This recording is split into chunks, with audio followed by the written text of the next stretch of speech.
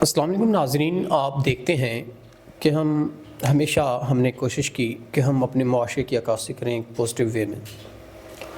آج ایک سید گرانی کی بہن میرے ساتھ موجود ہے، اور ہمارے لیے سید گرانہ کتنا معتبر ہے یا کتنا ہم عقیدت کی نگاہ سے دیکھتے ہیں آپ لوگوں کو بخوبی پتہ ہوگا۔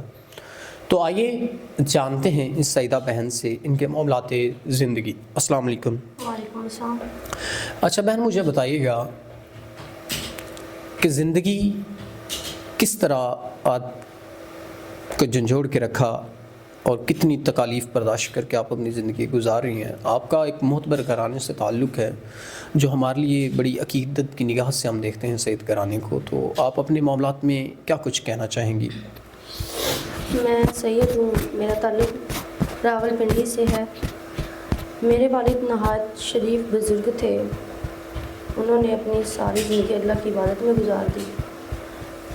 وفات سے پہلے ان کا ایکسیڈنٹ ہوا تھا، تب میرے والد نے کچھ قرض لیا تھا اور بعد میں وفات ہو گئی۔ میرے پاس سوائے گھر کے اور کچھ نہیں ہے۔ وہ قرض والے مجھ سے قرضہ لینا چاہتے ہیں، اب میں کیا کروں؟ میرا کوئی سہارا نہیں ہے، میرے والد ہی میرا سہارا تھے۔ میں ایک عبادت گزار بندی ہوں اور اسلام کے مطابق زندگی گزار رہی ہوں اور 5 وقت کی نماز کی پابند ہوں، لیکن وہ آبائش لوگ ہیں،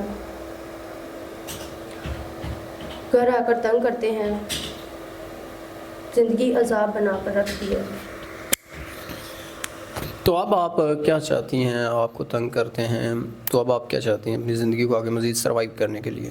میں چاہتی ہوں کہ کوئی ایسا انسان جو نکاح کرے، سید نہ بھی ہو تو پھر بھی میں اس سے شادی کر لوں گی۔